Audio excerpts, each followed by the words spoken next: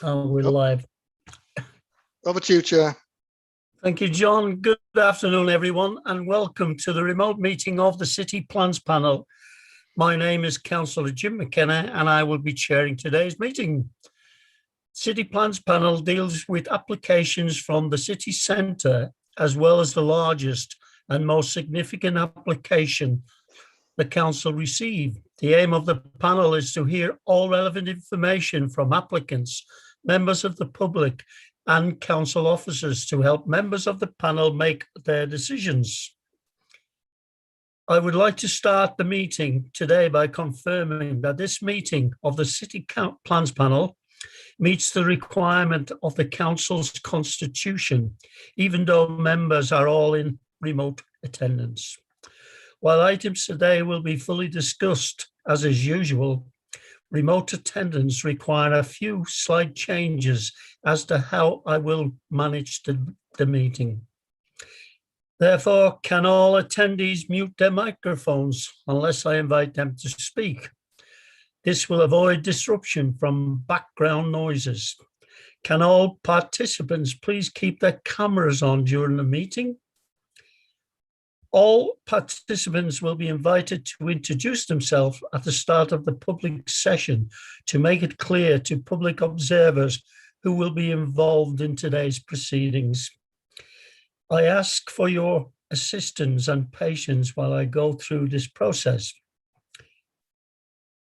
In order to avoid any disruption to the meeting, should I lose internet connectivity, can I propose we appoint a vice chair who would step in my absence? I would therefore move Councillor Caroline Groom and invite another member to second that motion. That's been seconded. Thank you. I will allow a 5-second pause for agreement on that. Okay, then moving on.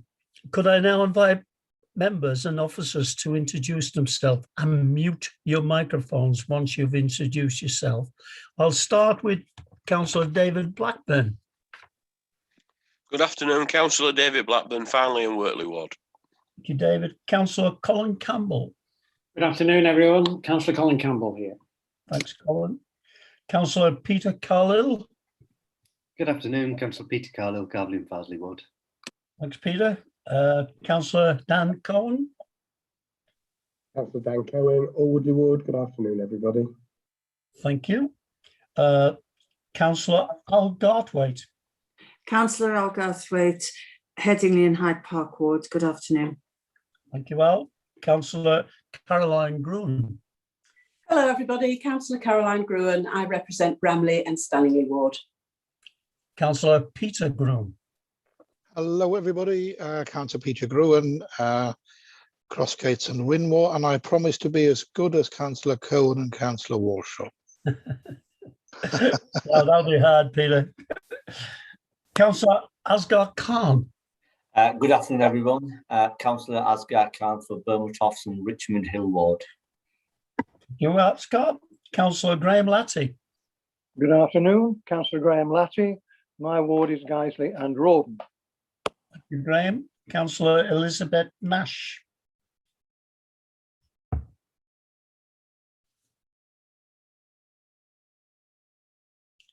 Are you there, Liz? Chair, she's having problems logging on. She's trying to get on, but we're giving her some guidance. I'll come back to her, John. Thank you. Councillor Paul Wadsworth. Good afternoon, Councillor Paul Wadsworth, representing Guiseley and Rawdon Ward. Thank you, Paul. And finally, Councillor Neil Walshaw. Thank you, Chair. Good afternoon, everybody. Councillor Walshaw, Headingley and Hyde Park Ward, calling from, I'm having a bad hair day corner, but at least, Chair, I can see I'm not alone in that regard. Thank you, Neil. Moving on to officers, can I first ask David Feeney to introduce himself? Chair, David Feeney. Chair, apologies from Dave Feeney and also Jonathan Kerr. Okay, moving on then to Daljit Singh. Good afternoon, everyone. Daljit Singh, Group Manager, Planning Services. Okay, Stuart Daniel. Afternoon, everyone. Stuart Daniel, Principal Planning Officer for the Council. Thank you, Stuart. Andrew Crates.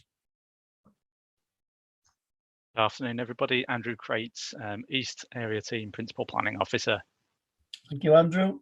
Steve Varley.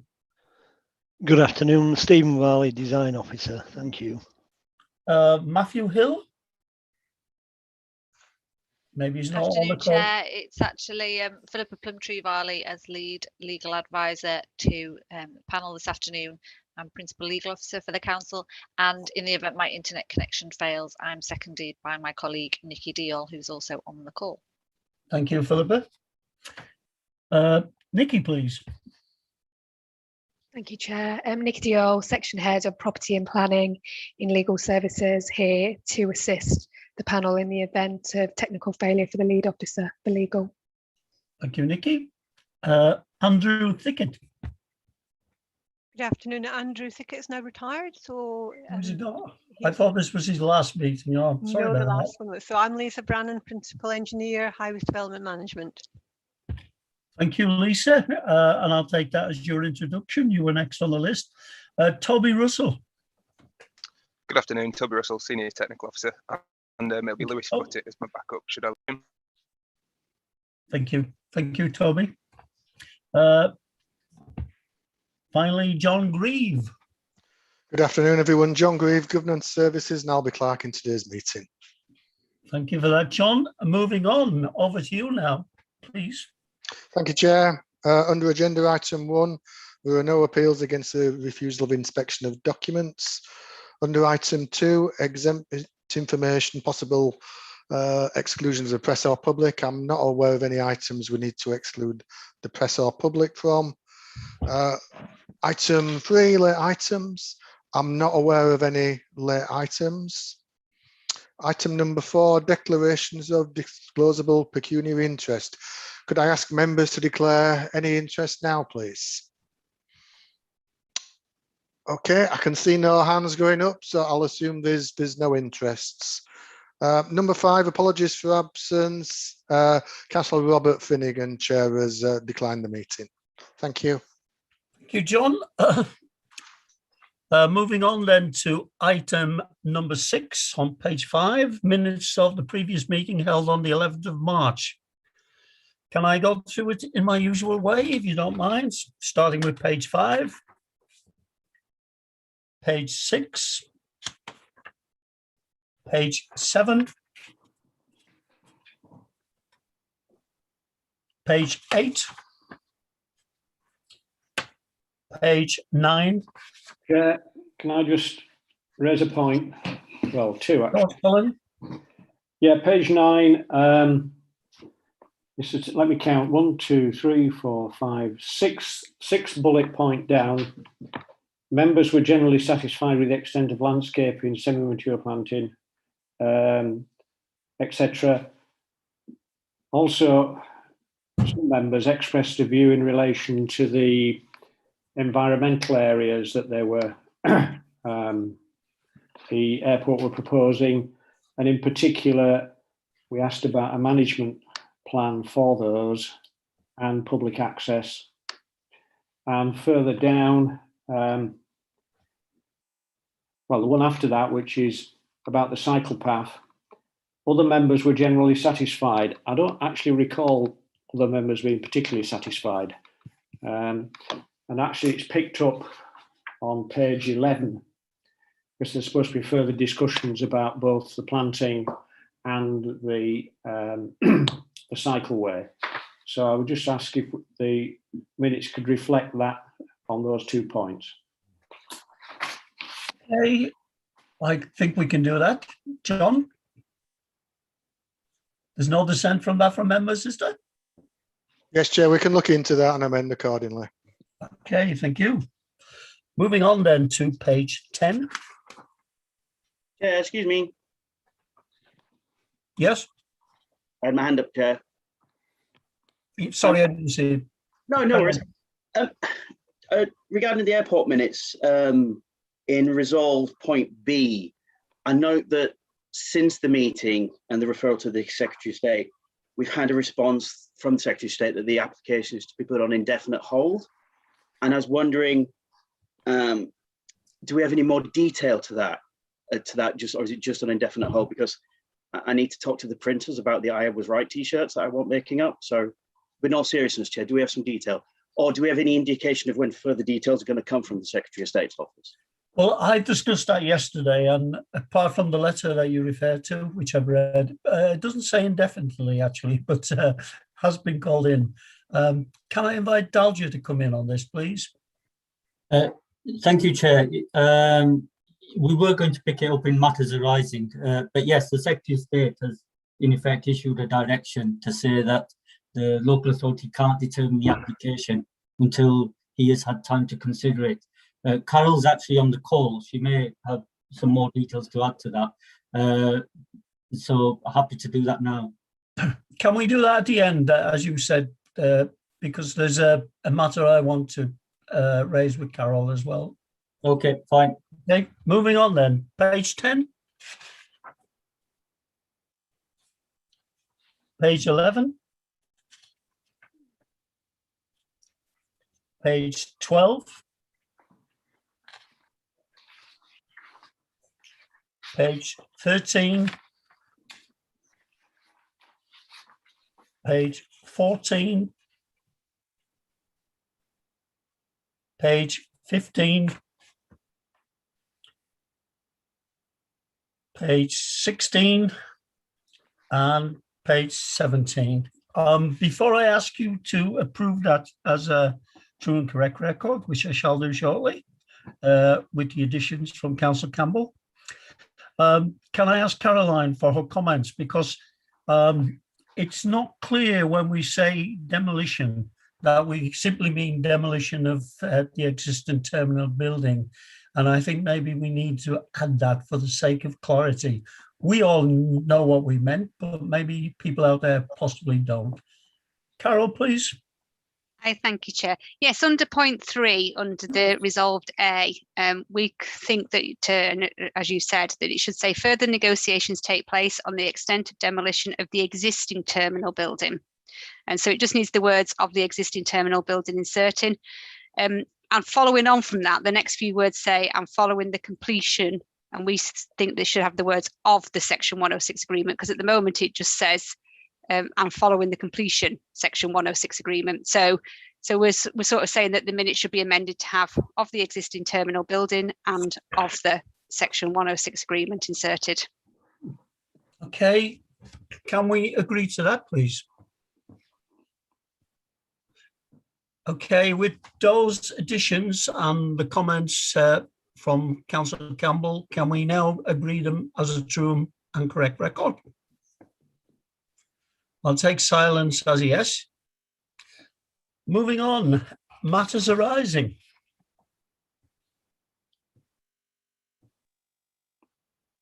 Okay, I think we've done matters arising as we've gone along.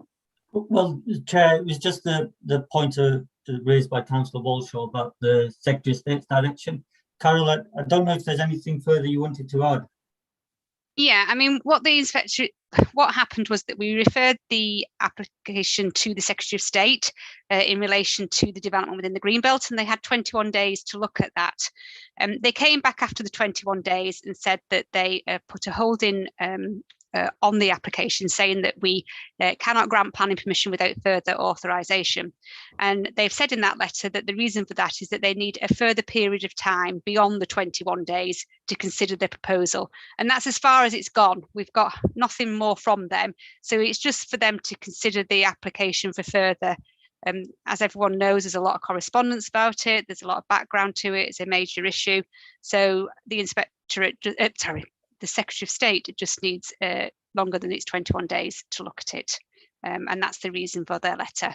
I have asked them what timescales they're looking at, and at the moment they're not able to give one. Okay, thank you, Carol. That's very concise. Any questions from members on that? Councillor Latty, please.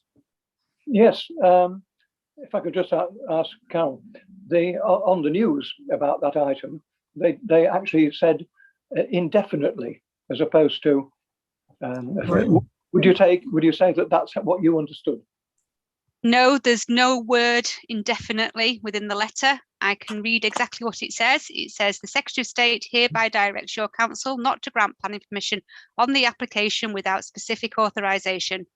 This direction is issued to enable the department to have a further period in which to consider the proposal.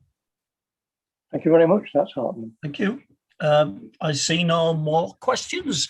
Can we therefore move on to agenda? No, you do, Chair. I have my hand up. Do come in, Peter. Chair, I want to raise just one more time a long-standing issue under matters arising, which still has not been resolved, despite numerous challenges from myself, and it is regarding the time which elapses in bringing Section 106 agreements to a close. I think all members of panel will be aware of this, and we are celebrating, if that's the right word, the 5th anniversary of the Northern Quadrant still not having its Section 106 agreement signed. In fairness to officers, with our prompting and yours, Chair, they have come back with a position statement probably about 12 months ago. But this will go down in planning history. Every time I ask, I am told, and I know it's best endeavours from officers, I'm told we are almost there. It is almost completed, but it never is. And it surely cannot be right that a developer can take 5 years to agree Section 106 conditions. And I've raised it, and I think Councillor Khan and others have supported it in the past. There should be a time limit, and we said to legal officers, please go away. We're not prescribing you which time limit, but there should be a time limit. And once that is breached, then you must come back to panel and tell panel that you cannot reach agreement. And panel can then take a further look at the application and decide. But it is totally unreasonable and unacceptable for local communities to be held in this kind of uncertainty by developers in simply not finalizing Section 106. So I'll make just one more plea that this matter is properly sorted out. Thank you, Chair and panel. Thank you, Peter. It has arose many times, and I think you're generally supported by members of the panel on it. It might be useful if we get a comment from Philippa and Daljet at this stage. Yes, I'm happy to start, Chair. I totally sympathise with Councillor Grewin's comments. I think that the example he gives is an extreme one, in my experience. But Section 106 agreements can take much longer, especially on more complicated and the most complex sites, large-scale schemes, where you've got many different interests and many different obligations. So they can take some time to get over the line. I think the history behind the resolution in the section in the reports, the standard resolution to complete within 3 months, was to avoid a situation where we couldn't get agreement, then to have to bring items back to plans panel. It was to allow the chief planning officer under delegated powers to refuse applications where we weren't getting a completion of the Section 106 agreement without having come back to panel. But notwithstanding that, I totally agree that 5 years is not an appropriate period. I mean, no doubt there are specific reasons in that particular case, but we are trying to get these across the line as quickly as we can. Thank you, Daljet. Do you need to say something, Philippa? I can assist, Chair, just to amplify the points that Daljet has made. Councillor Green, you're entirely correct. This has got to be a record-breaking 106 negotiation that has gone on for far too long. But there have been reasons as to why that's been delayed. For example, the indemnities and land transfers and Skelton Wood. But not to say we have pushed this consistently with colleagues in planning, and to use the term that's been used before, we are nearly there. We're in touching distance of getting this completed. And if there are any further updates, we'd be happy to bring those to panel. But you're right to point it out, Councillor Grewin. Thank you, Nikki. Councillor Campbell.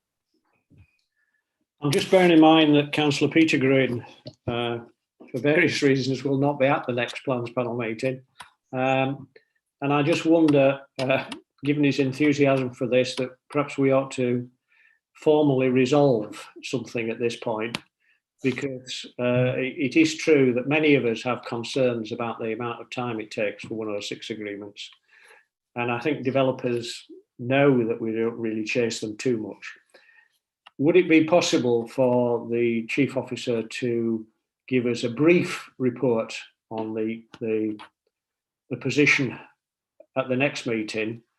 And I think it might be useful if we indicate to him that we would be extremely concerned and will be expecting him to come forward with some sanction, if that's the best way to describe it, on the developers if we don't get something sorted out by the summer. Thank you, Colin. That's useful. I was about to suggest something similar, that we take it to the next chairs meeting and we discuss it with Mr. Feeney and possibly do as you suggested, bring a report back to the panel. I think we do need that report back to the panel, but the way you've moved that, and I'm sure there'll be general agreement, I think we can proceed in that direction and ask for a report at the next meeting. I am, of course, aware that Peter is not contesting the next elections, and I'll have more to say about that at the end. Elizabeth, please. I'm just logging in to say I'm sorry I'm late to the meeting. For some reason, my computer wouldn't let me in. I telephoned the support officer and she couldn't help. And then thankfully, Debbie Oldham did get me in, but it's taken me half an hour to join this meeting. Thank you, Liz. You're welcome anyway, but I think we've all had trouble from time to time over our computers. I mean, the last time I was on a phone for another meeting, so it does happen. It's not perfect. Yeah, but, it's the best I went to a meeting this morning by Zoom. No problem, straight in. Yeah. Okay then. May I just come back briefly, Chair? Thank you. I'm very grateful to Colin and members. I think that's the right thing, but I only use the Northern Quadrant as an extreme example. The issue really is this.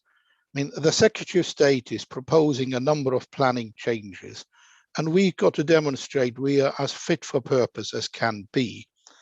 If we put a 3-month timescale on Section 106, I hazard a guess, perhaps 5% are made within 3 months. And I said at the time, if you think 3 months is unrealistic, put 6 months or put 9 months. But whatever you put down, then adhere to. And if it isn't fixed within that period, as Colin and others have said, come back to panel and give panel the opportunity to decide what else they might want to do. I think that's fairly straightforward and simple, I hope. I'll leave it there. Thank you, Chair. Thank you, Peter. All points well made, and I think it's a general agreement of the panel on that one.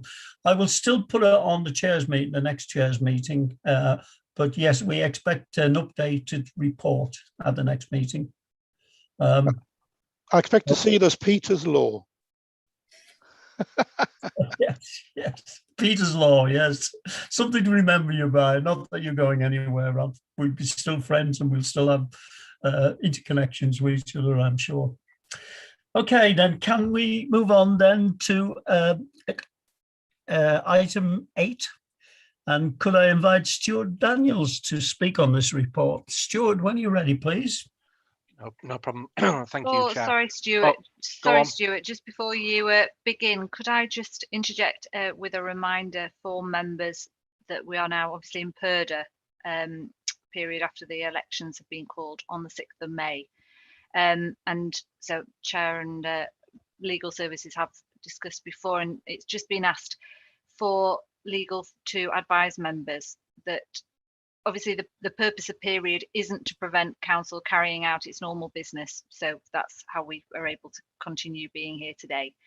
But it's to prevent in any way business conducted by the council being used, or the potential for it to be used, to secure any electoral advantage.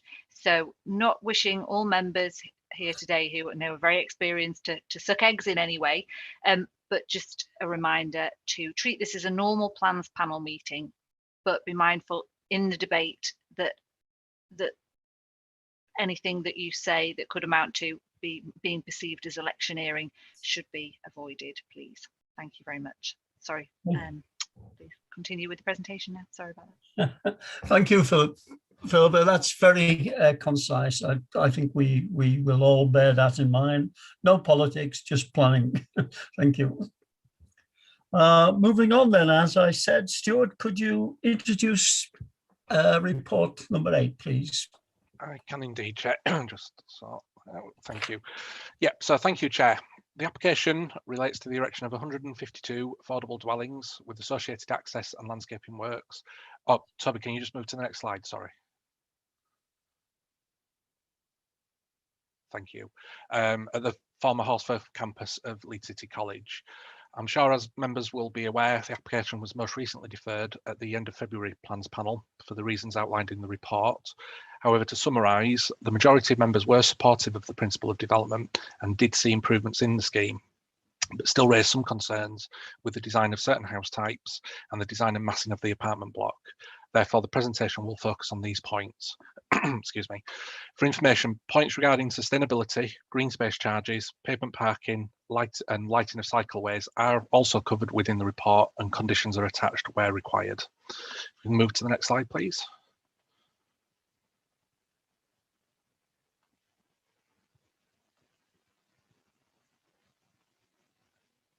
Thank you.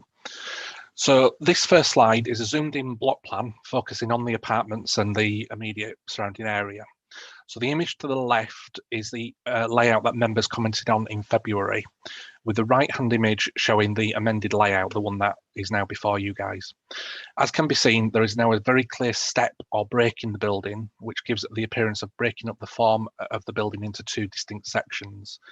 This then softens the overall massing and layout and visual impact considerably, creating the appearance of 2 buildings. Move on to the next slide, please. So these next series of slides are a set of CGI images of the apartment block, with this particular slide showing the previous apartment layout at the top, so the 2 top images of the previous layout that members commented on, and their current counterparts are underneath. This will hopefully allow members to see that the changes between the 2 plans. I will talk in more detail of these changes throughout the next few slides. If we move to the next one, thank you.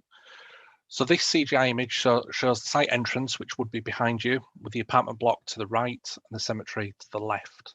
The step in the building can be seen in the image. Other images will show it clearer, with the other changes to the apartment blocks, including the removal of stone surrounds from the windows, which soften the overall appearance of the building. The dormer frames have also been reduced in thickness, and render has also been added to the top third of the building, as can obviously be seen in that image. We'll move to the next one. Thank you. So this particular image is taken from the proposed footpath cycleway and shows the step in the building much clearer. Also, which gives the appearance of 2 buildings rather than the 1 large block. Again, the changes to the detailing is evident in this image, with which improves the overall design of the building. Next slide, please. So this particular CGI is taken looking towards the car park and the rear of the building, and again, the changes are evident to see within the image. Next slide, please. So this is another image from the rear, just taken from the other side, which again shows the step in the building, as well as the changes that we've mentioned in the other slides. Move to the next one. So finally, for the apartments, this is a longer distance view showing them in context with the neighbouring dwellings. So the apartment block is just behind the 3 trees that you can see there, with obviously the house types next to them. And move to the next one, please. So moving on to the house types themselves, the next 2 slides will again show previous images, ones that members commented on in February at the top, and their amended images below. So in this image, we have house type C on the left and house type F on the right, and their counterparts, as I say, underneath. I'll go into more detail on them individually next. I'll move to the next one, please. So here we have house type E2 on the left and house type I on the right. Same principle as before, as previous on the top, and the current elevations below. Next slide, please. Okay, so this is house type C, and the changes to this one has been the removal of the stone surrounds and replacing them with heads and sills, which emphasises the proportions of the windows, ensuring that they no longer appear square, which was some concern raised last time. The bathroom window has also been made larger, even, which sits better on the front elevation. Sills have also been added to the rear windows. Move to the next slide, please. Thank you. So this CGI is house type F, which shows heads and sills added to the front and side elevations. The window proportions have been amended slightly, and the colour of the render has been also amended to an off-white, whereas previously it was a brilliant white. It was quite a stark white. Next slide, please. So this is house type E2, and the changes are similar to house type C because they are very similar house types. So it's the removal of the stone surrounds, replacing them with heads and sills, and the bathroom window has also been made slightly larger to for better proportions. Next slide, please. So these next two slides are going to show house types H and I, which are very similar, but these have also been amended. The changes for these include the removal of, again, the full stone surrounds, replacing them with heads and sills, which soften the overall look of that elevation. The dormers have also been made slimmer to sit better within the dwellings and overall, like I said, better visual amenity. Next slide, please. So this is house type I, so a similar house type, but again, just showing the changes. And to the final slide. Thank you. So this final slide shows close-ups of the design detailing to be used on the development. These include the string course in the top left and the window detailing in the top middle, and the top right as well, and the dormer detailing below, as well as the other detailings that can be seen. Officers feel that these changes to the house types address members' concerns with regard to the development and create a visually pleasing form of development. Changes to the apartment block by creating the step in the building along with the changes to the dormers and adding the render significantly improve this part of the site, and it gives an overall softens the feel of the building. The application is therefore felt to sufficiently address members' concerns and is recommended for approval. And with that, nothing further to add, Chair.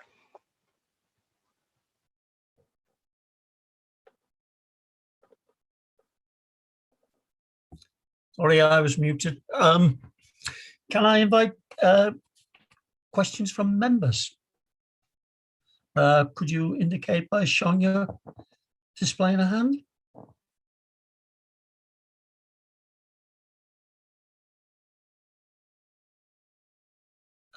Councillor Latty, please.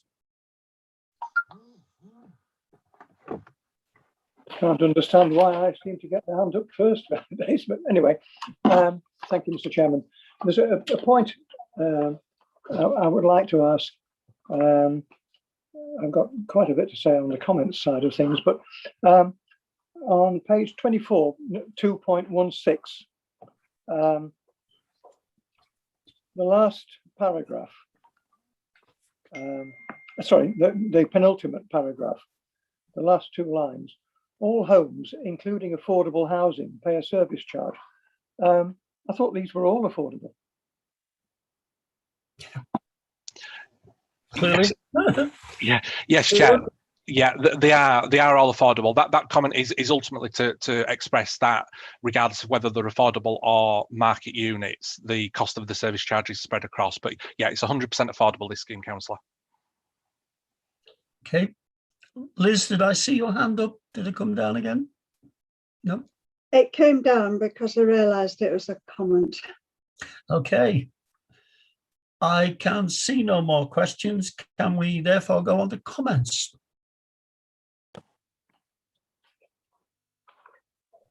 Liz, do you want to come in first as you wanted to make a comment?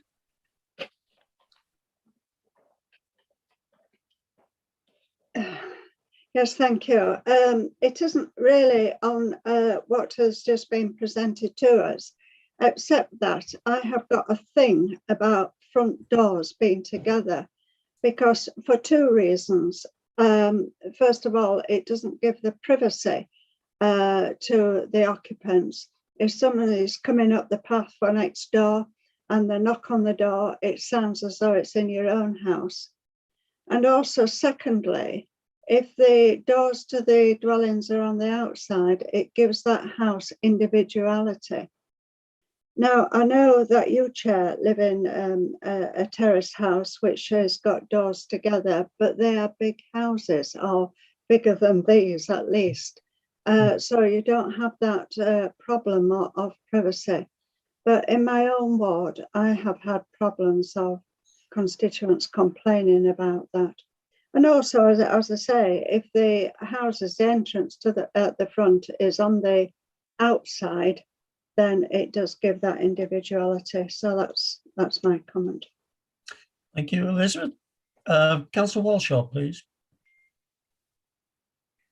Thanks, Chair. Yeah, having looked at the presentation, I think matters are much improved in terms of design, particularly like the apartment block, how it's differentiated now between with the pitch to the roofs. I think that's good improvement, Chair. It's good to see people listening to what panel has to say. I think just regarding where the location of corridors, representing an area where we have a very, very high density of terraces, we tend to get far more noise complaints from properties that have living rooms abutting onto each other. If you like, Chair, you know, where the corridors are together, so obviously corridors, front doors together like that, it means that inevitably living rooms are together, and that's where we get the majority of noise complaints. Just as an aside, I think separated front doors in that regard is good design in terms of noise performance, Chair, but I'm very happy with things, and an appropriate juncture I'd like to move the recommendations. Thank you, Neil. I'll accept that as moving, but when we get to it, I'll ask for a seconder. Councillor Latty, please. Thank you, Mr. Chairman. Just a couple of comments. Generally speaking, I find that the appearance of the place has improved no end. So last time it was quite horrific. I think it's not too bad this time. Apart from those incredibly ugly dormers, and it just raises a question in my mind. When people apply to put dormers on the front of their houses as an addition, we say dormers at the back only, but we seem to go along with dormers at the front when it's a new build, which I find rather strange. And the no, not the anything. That will do. That's all I want to say. Thank you. Thank you, Graham. Can I invite David Blackburn in, please?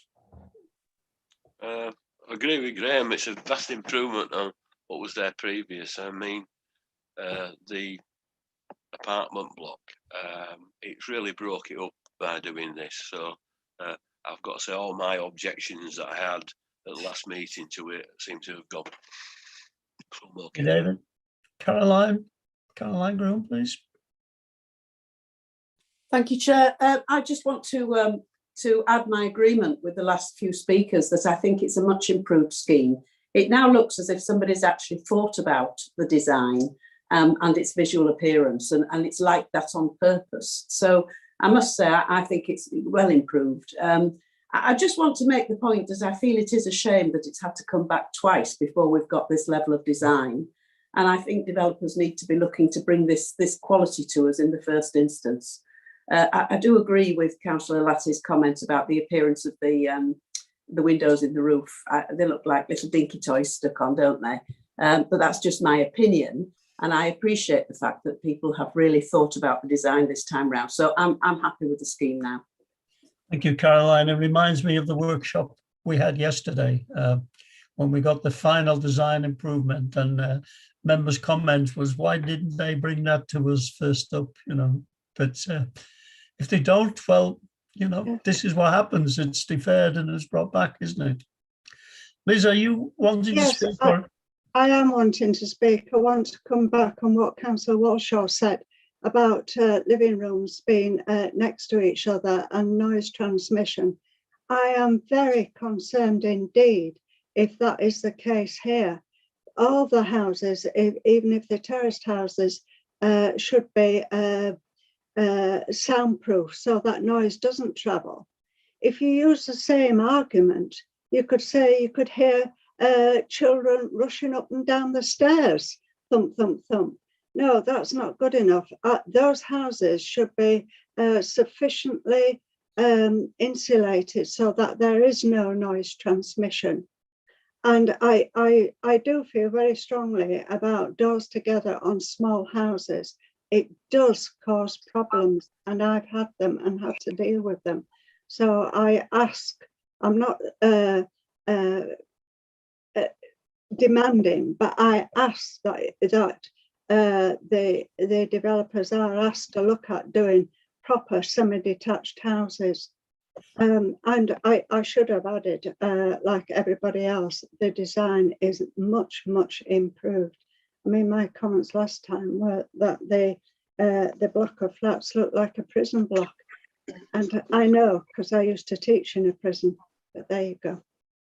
Thank you, Liz, for those comments. It's been moved by Councillor Walshaw. Is there a seconder, please? Liz, I take you as the seconder that we agree with officer's recommendation.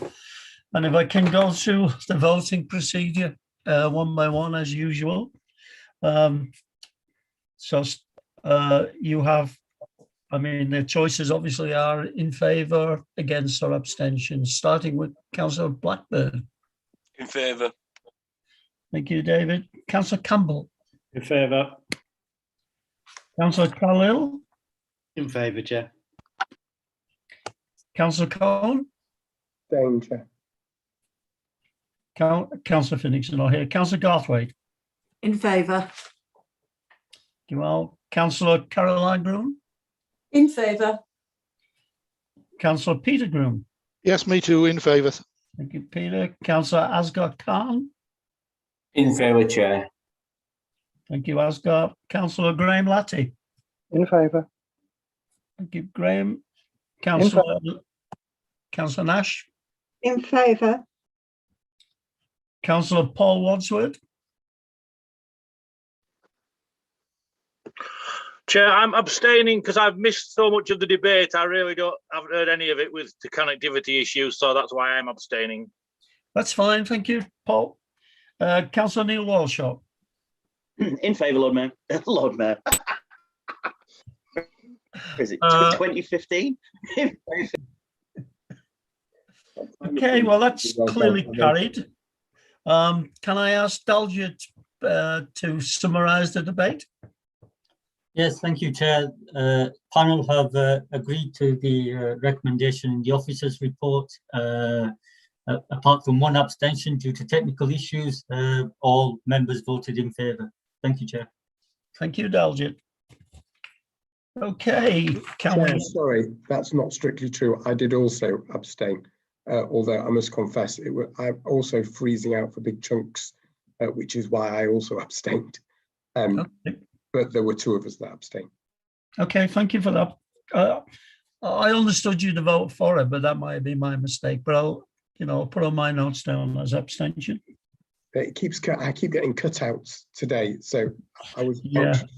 Okay, don't worry. It's recorded now. You've abstained. No problem at all.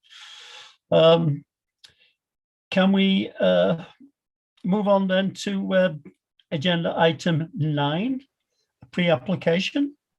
Yeah, just before you move on, we've got a caller on the line.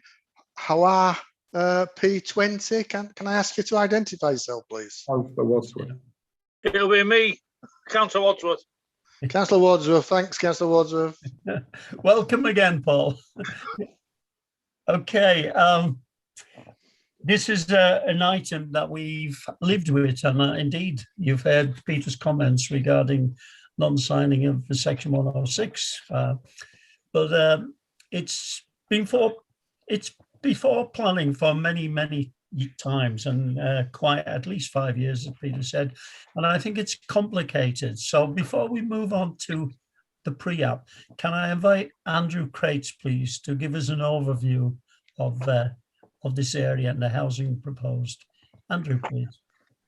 Thank you, Chair. Yes, you'll have seen from the reports Obviously, the substantial item is the pre-app, but as part of the context to that, I've tried to provide members with a bit of an update on the various constituent parts of the East Leeds extension. So perhaps if we can go on to the first slide, please. That's it. Thank you. Yeah, apologies, the slide appears to be slightly squashed, but members do have a copy of this in Appendix 1 of the report that's been circulated. So I'll go round just quadrant by quadrant and explain where matters are at. In simple terms, the orange areas shown on the diagram are the areas proposed for residential development as part of the East Leeds extension. And starting geographically from north to south, if we start with Redhall, which is the subject of the pre-application inquiry before members today. So that is the area between the existing ring road and the A58 Wetherby Road.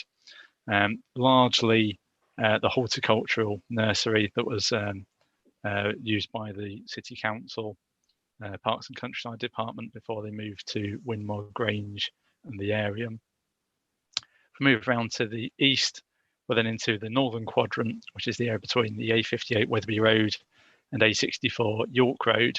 So that's that long arc of development. And that's the planning application for 2,000 houses, a primary school and a local centre, including health uses. And that's the application that Councillor Gruen referred to earlier. And it's quite correct, that's an application which has been in with the City Council for a number of years. Plans panel determined or resolved to approve the application. The Section 106 agreement has been in or ongoing for some period of time.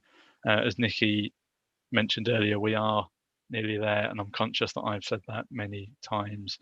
It's not that there are points of disagreement at this stage, it's very much trying to finalise those last details, but I'd reassure that we do continue to try and move things along as quickly as possible.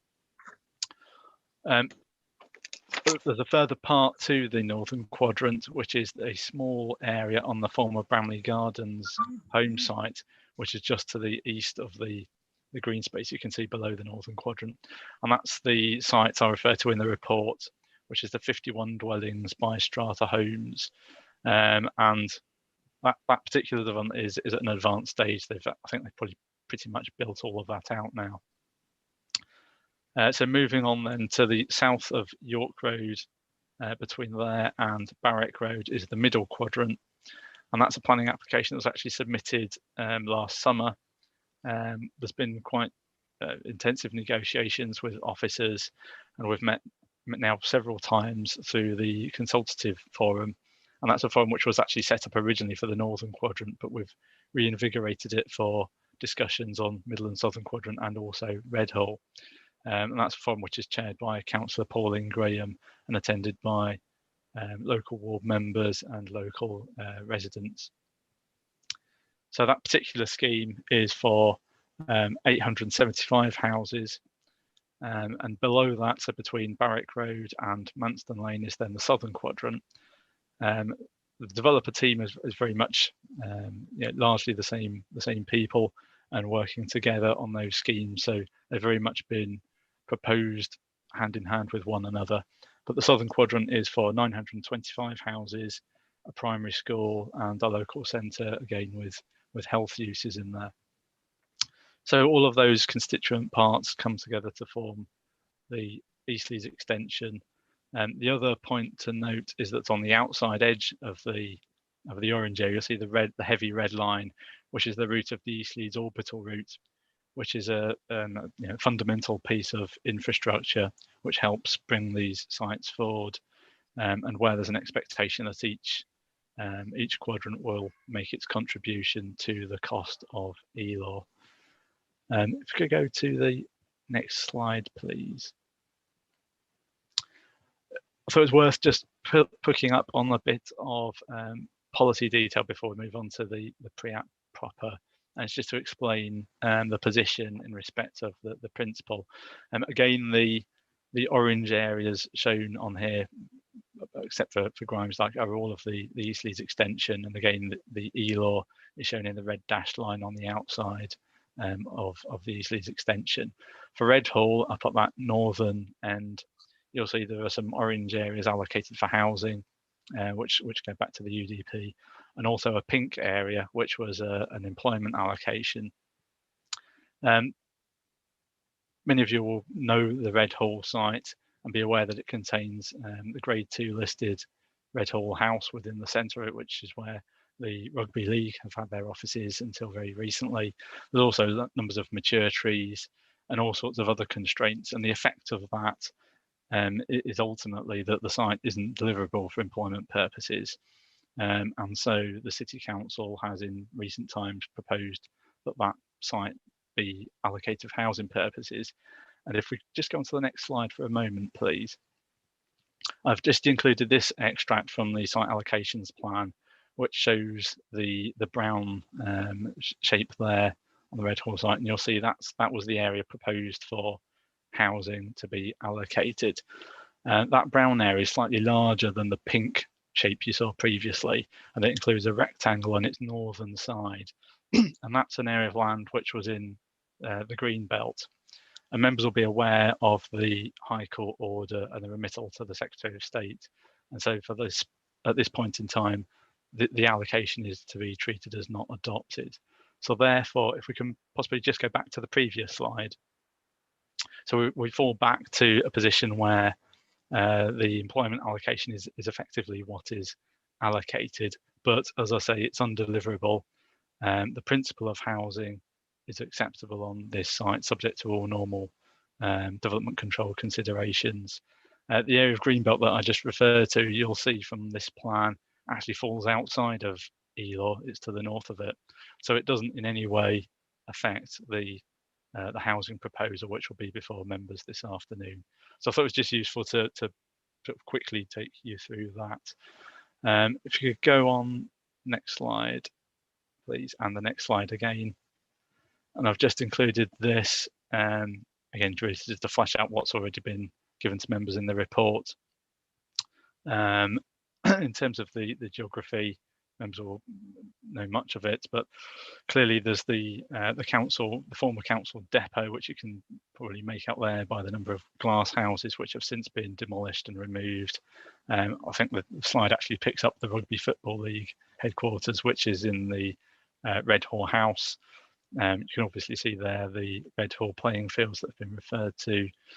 And to the south, there's an area of copse and open land to the south of the former depot area.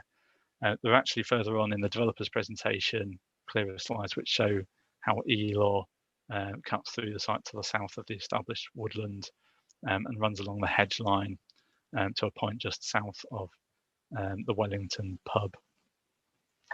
In terms of other things to mention, I'm aware that the developer has been engaging with local residents. They've been undertaking a consultation exercise.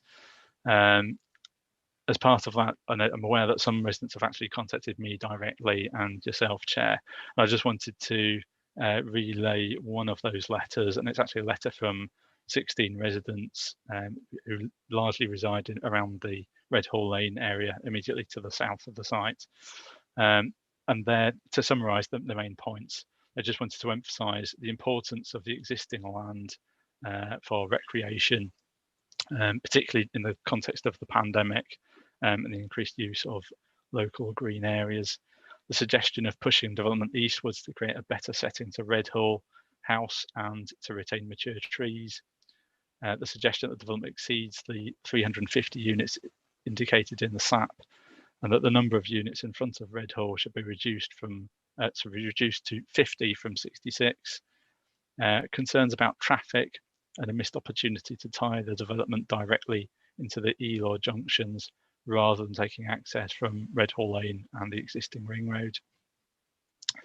Nonetheless, it's acknowledged that there are positive elements to the scheme with regard to green space proposals, but that more could be done to ensure better usable recreation areas. I have also received other letters, and again, they make this point about the number of houses being 380 rather than the 350. And there's also a concern about rat running through the development. and that's following the spine road from the ring road through to Red Hall Lane. And there's also some other points about the relationships between existing and proposed dwellings, and we'll take those up in detail with the developer as matters progress. Just to comment at this stage on the point about the numbers of units, just to say that in the where capacity numbers are expressed in the site allocations plan, they're very much indicative numbers, so they're not set in stone and they're not to be read as an upper ceiling. And part of the reason for those numbers is really to demonstrate that overall the plan is capable of delivering the housing requirements set out in the core strategy. And at the point that those numbers were derived, the green space policy was slightly different. It was the green space policy G4 in the 2014 core strategy, which has been updated by the 2019 core strategy selective review, which is now much more finely honed towards the particular needs and sizes of dwellings in a given development. So generally speaking, it actually creates often more developable area. So it's not necessarily unsurprising that that you could actually develop more houses than are actually indicated. And ultimately, it's important that each allocated site works hard in terms of delivering the housing requirement. Further point as an update is that Red Hall House, in the report I mentioned that I think the Rugby League were vacating the premises, and the new owner, and there's a relevance to this in that one of the concerns from residents is potential traffic generation from the new residential development, but also bearing in mind what might happen in Red Hall House. And it was just to let members know that the property has been purchased by somebody who wants to use it for a private medical use. So it would actually be, also they've indicated, a relatively low-key numbers of patients and therefore a relatively low level of traffic generation. But of course, we've yet to see details of that. But that might help members just in terms of looking at the context of traffic later on. So I think that's really everything I was going to say at this stage, other than to hand over to Katie Miller and Mike Ashworth at Redrow and Mark Johnson from Johnson Mowat, who will then provide the developer presentation. Okay, thank you, Chair. Thank you, Andrew. Good background there. Important that members were brought up to date on that. At this stage, can I invite the developers to make their presentation, please? Good afternoon, everyone. I'm Katie Miller and I'm the Senior Land Manager at Redrow, Yorkshire. We're delighted to have been selected as developer by Leeds City Council on this site. And I just wanted to take a few minutes to talk you through the design principles that's taken us through from the concept through engagement to the detail that we're presenting here today. So if you move on to the first slide, please. So I'll start off with the Redrow 8, which is our unique set of placemaking principles that we use in order to create thriving communities and better places to live. Each one of these principles aren't new principles for Redrow in themselves, but we've developed this formal framework so that we're making sure we're using all principles in all developments so that we can shape the design and create places that offer social and environmental benefits for new residents and the existing communities. We've used all of these principles in Red Hall, so I'll just run you through them now so that you can bear in mind the sorts of things we've been looking at. So we've got Listen to Learn, which is about listening and engaging with local communities and stakeholders at an early stage to help shape the shared vision for the site. Then we've got Keeping It Local, which is about understanding the unique characteristics of the site and locality so that we're creating something distinctive and a responsive sense of place. Then we're trying to make all developments easy to get around so that it's easy to navigate with good connectivity to the existing community. The next one is Places to Go and Things to Do, and that's about interconnecting with the wider community and creating opportunities for social interaction. Then we've got Nature for People, which is about enhancing the natural assets on a site, creating new habitats and connecting people to these through thoughtful design of our public spaces. Then there's Streets for Life, which is about creating healthy, safe and attractive places to live, which feel friendly and give people that sense of belonging. Then we've got Homes for All, which is about sustainable and socially cohesive communities with a wide range of house types for different people.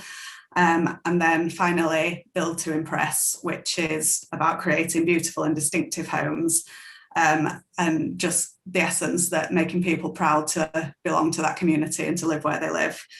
So if you move on to the next slide, please. So at a very early stage in this process, we were presented with a planning brief by Leeds City Council, which took into account site constraints, key views in the area, local and national planning policy, and it gave us an indicative development framework that we could shape our design around. So in this instance, it told us about the scale of development, points of access for the development, showed us where the E-law is going to be, and also existing features on site such as the trees, which you can see clearly on this plan. Next slide, please. So the design was developed with the Redrow 8 at the forefront, alongside the planning brief from Leeds City Council, and the individual site constraints, but it has evolved through the process with engagement with local ward members and with officers. We have carried out a number of developer workshops with ward members, and also we've been speaking at community forums just to start gathering people's opinions about development on this site. It became clear very early on that green space was absolutely key to this development. The fields to the east are a really important local asset, and anything we do on this site should enhance the character and sense of place. The three key words that kept coming up in terms of the green space were that it should be usable, accessible and visible, and that's for the wider community and not just for new residents. So this was the concept master plan that we came up with, and you can see there's space, the green space wraps right around, and that was because we wanted to be sensitive to existing residents on Red Hall Lane, give them a sense of openness. We've got the space around Red Hall House to respect the character of the listed building, and then we've got the openness along the A58 just to retain the views, and so it's not overly dominant compared to how it is existing. There's also a public right-of-way which runs through the site, which we've retained, and we've also enhanced by creating a whole network of cycleways and footways, and there's a proposed trail all around the edge of the site, as well as interconnected footpaths and cycleways throughout. Then the orange buildings are listed buildings, so there's Red Hall House in the centre, which is outside of the development, but then the smaller orange buildings are listed by association to Red Hall House, and we're proposing to convert those into residential dwellings and take them back to their original use. So next slide, please. So in tandem with the concept master plan, we've also worked up this green infrastructure opportunities plan. As Andrew said previously, I think the pandemic's made us all really value our open spaces. It's become so important for people's mental and physical well-being, and people have become so appreciative of the green spaces that are on the doorstep, and I think that is one thing that's going to carry on after this pandemic's over. So the landscape master plan utilises different landscaping typologies on street scenes with wildflower planting and buffer planting to try and enhance biodiversity. At Redrow, we are committed to delivering biodiversity net gain, and we have working partnerships with the Wildlife Trust and the Bumblebee Conservation Trust. They provide help with our biodiversity strategies throughout an application like this one. Just more specific to Red Hall, we've got proposals for an informal kickabout area, so that it's kind of less formal, more sort of jumpers for goalposts and running around, and we've got an area for that. And then we have proposed a community orchard, which we think is a really attractive asset visually, but also something that people can engage with and present foraging opportunities. There is, we can provide either equipped areas of play either in one area or as sort of play on the way with natural obstacles and things around a fitness trail. So there's lots of different things we're proposing to do here, and it's all things that that people can really engage with throughout the community. If we go to the next slide, please. These are just some images of other Redrow developments and just showing sort of the public areas and different sorts of planting we can use. Onto the next slide, please. So for our public consultation exercise, we would have in the past done an open event and been able to talk to people face to face and show them plans and answer questions. In the absence of that, we've carried out an extensive leaflet drop. So we've posted just short of 1,500 leaflets to local people. And we've also sent the leaflets out to neighbouring parish councils so that they can put it on the website and just try and reach as many people as possible. This is supported by a microsite on Johnson Mowatt's website, which gives a little bit more information again and gives people the opportunity to comment on the plans. Mark will talk in a little bit more detail about the responses we've received through that.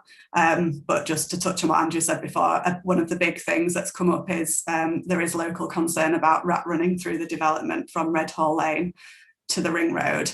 And obviously that's something we want to discourage as well. We will be led largely by highways on this and on transport consultations. However, there are things we can do in the design of the scheme, things like vertical street calming, different surface treatments, home zones and 20-mile-an-hour limits to try and discourage that and make it so that it's not a usable rat run. But that will all come out through consultation and in the larger detail of the design. So next slide, please. So this brings us finally to our proposed layout, which this is showing the detail now. And I just want to make the point that the public consultation is still ongoing, and clearly we have this pre-app now. So we developed this design using all the preceding principles that I've just spoken about. But we're still open to listening to comments from the pre-app and from the public and making any changes that are necessary. It addresses Leeds City Council housing policies in terms of mix and space standards and accessibility and affordability. And it's got a broad range of house types from 1 to 5 beds and from apartments to detached homes. So that's all from me. Thank you for listening. I'll pass you over to Mark, who will just speak a bit more about the public consultation and any planning and policy points, and then we'd welcome your questions. Thank you. Thank you, Katie. As you say, there may well be questions from members. Can I invite Mark now, please?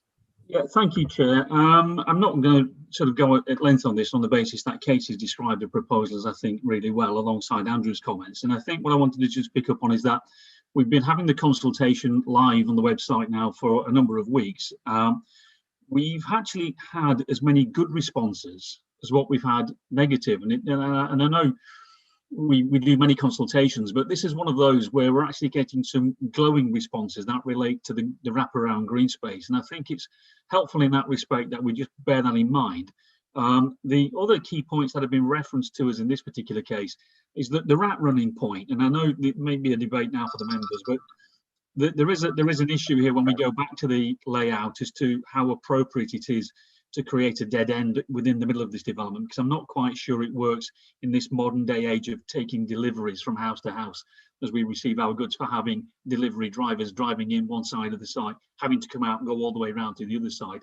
I genuinely think there's a design solution that no doubt highways can engage in on this one. And I think the 20-mile-an-hour zone is a relevant point, because a lot of the negative comments that are coming back on this consultation relate specifically to the through road and the rat running point.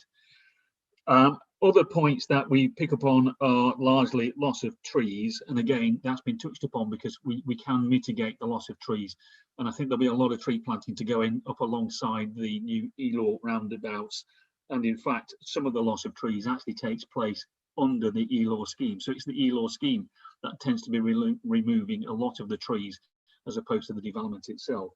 And on the policy side, well, I think so far the way I'm currently looking at this is that we seem to be ticking almost, if not all, the policy boxes, and that will then be evident when we submit the actual detailed application to come.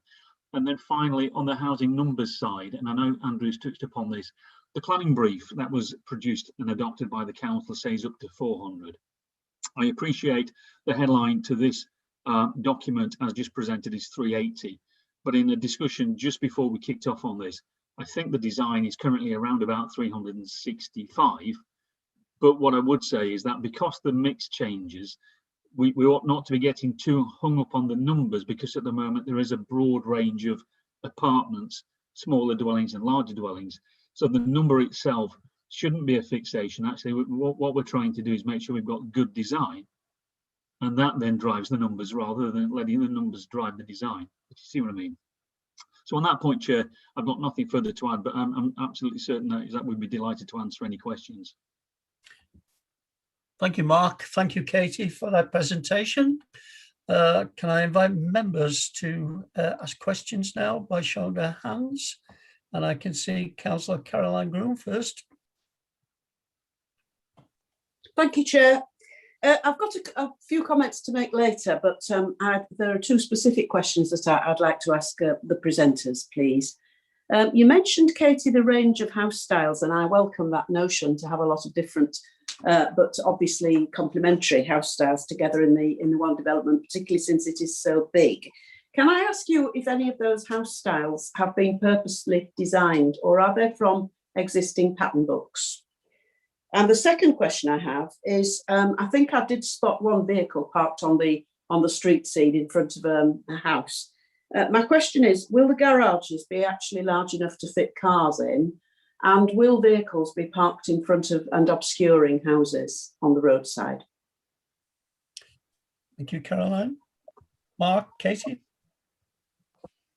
I'll leave Katie to come in, but I think first of all, on the house types, again, it's obviously coming from the Red Rose Suite, but there is in this particular case apartment areas that will be not necessarily unique, but they have been designed and located at central locations to reflect local circumstances. So I think, as is the case with a lot of the Red Road developments in Leeds currently, is that they are developing a house type in certain designs that is relatively local to its circumstances, bearing in mind this is an edge of urban area, main urban area. And I think rightly so on the car parking point is that the garages are all to the new specification for the council's expectation of 6x3 in terms of meters dimension, so you can adequately park a car and there is space there for a bicycle. Whether or not people then actually do park a car in the garage is another matter. Katie? Moving. Katie, you coming in, please? No, thank you, Mark. It's covered that off really well. Yeah, I'd just point out that they are taken from a suite of Red Row house types, but we pick them appropriate to that setting and we elevate them differently. And this range that we're proposing here do fit in really well with the local vernacular and the styles that are existing in the area. Thank you, Katie. Moving across, I'll go from left to right, starting with Councillor Nash, please.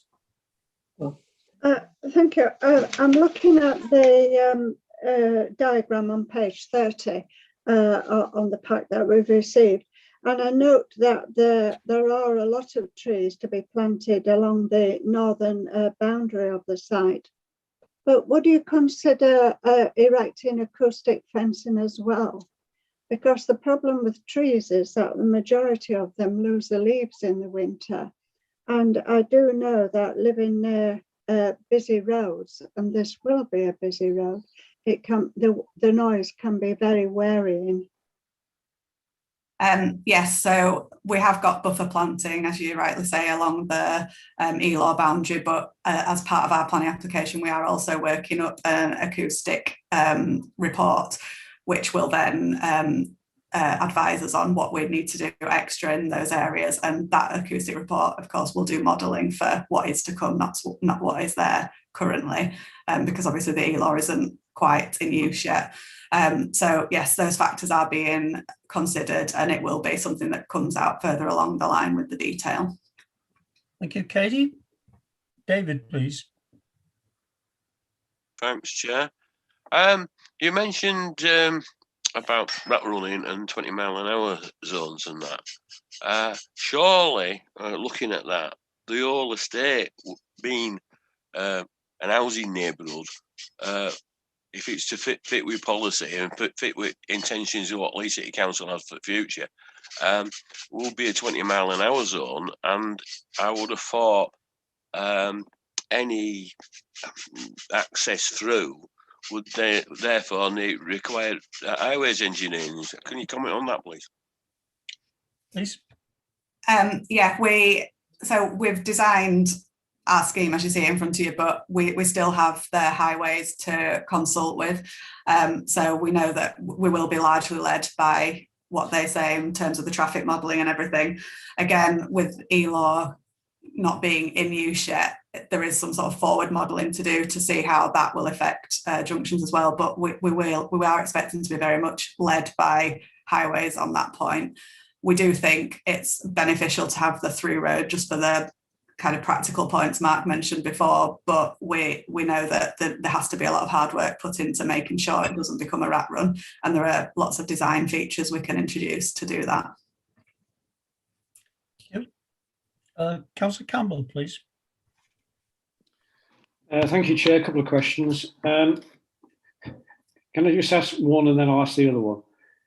Where the current public right of way, whereabouts does it go? It goes off up to the north. Is it towards Shadwell? I have to say I don't know the specifics on that. I can certainly look into it.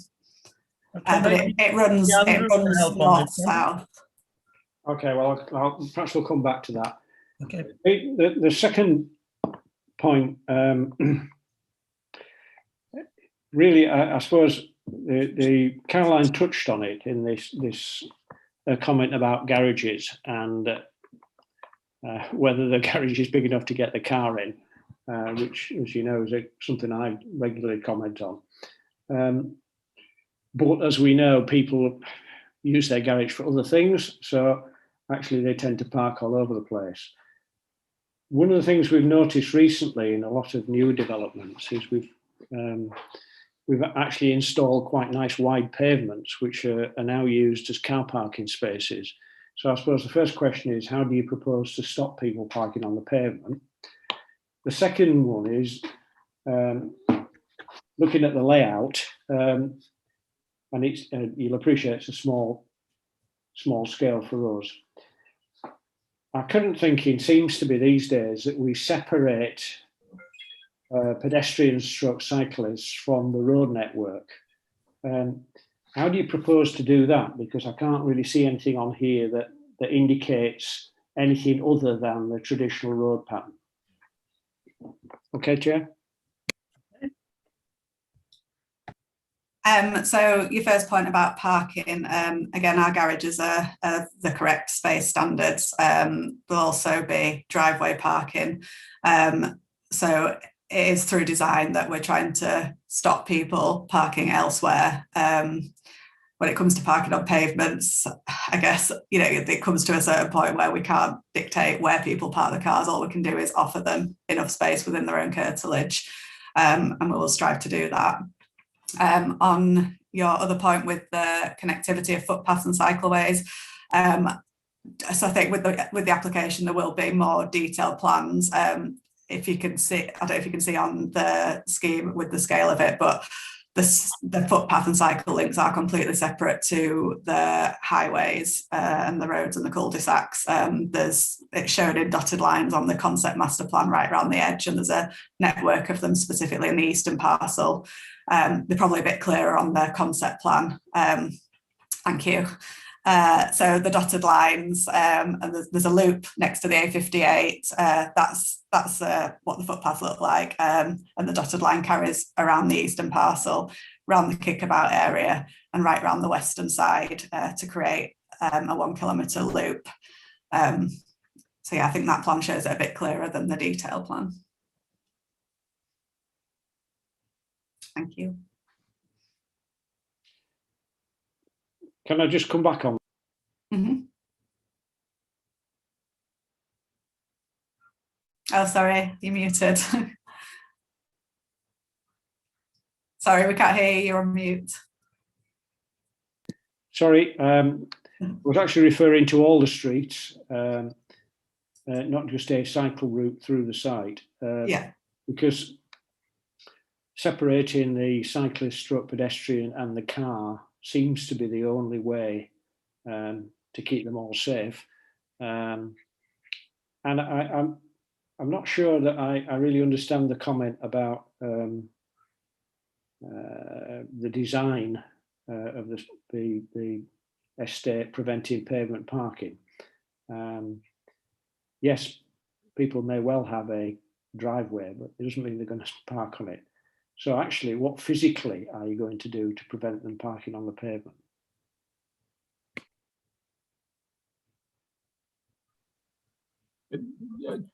Chair, if I can just come in at that point. I mean, this is a tough one, isn't it? Because in effect, we're being asked to create, and this is no criticism of anybody on this call, we're being asked to create sort of the greener streets with the verges, and then comply with the parking standards of the council, which hopefully pick up on this point is that there is adequate parking on plot, not just in the garage, but on the plot itself. And therefore, in this particular case, you'll see when we get into the detailed design is that most of the houses, if not all of the houses, will have a parking places in addition to the garages. But the purpose of the green verges are to install a rather healthy looking green environment. And I fully understand Councillor Campbell's point is that how do you then, having created these green verges, stop people parking on them? Well, one would hope that the neighbourhood itself will be relatively self-policing, because if you've got a nice green verge outside your house, you don't want anybody parking on it. But it's not a point that's going to be easily resolvable, because the only way to stop people parking on these lovely green verges is actually not to put the green verges in the first place. And then that spoils the design point. So one works sadly against the other, but we do take the point on board. It's just about how a development manages itself.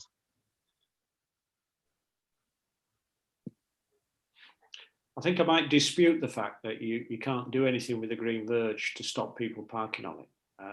As you say, it is a problem, and the idea that estates are self-policing is not borne out in reality. So, for example, you could plant a hedge in it, which certainly slows people down. Probably may not stop them, but certainly slows down or limits their ability to park. And I think it's just simple design tweaks that make it. I don't mind people parking on the road, which seems sensible if you can't be or you're not able to reverse into the garage.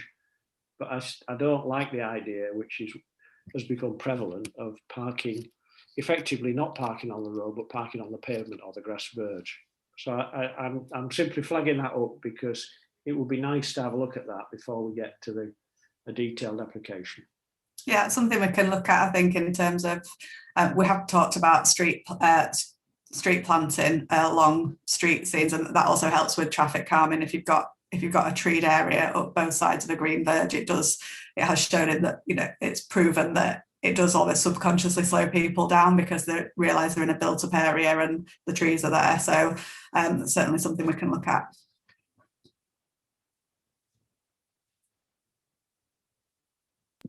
Okay, Chair. Muted. Councillor Walshaw, please. Thanks, Chair. Well, I think we're showing the utility of pre-apps, Chair. This is a really good discussion so far. There's clearly a lot that's very good in this application. I think the wraparound green space approach is really super promising. I think there are some design quandaries though, Chair. And these are good problems to have to solve, aren't they? I mean, we certainly want to encourage cycle movement, and segregation of cyclists is the better way.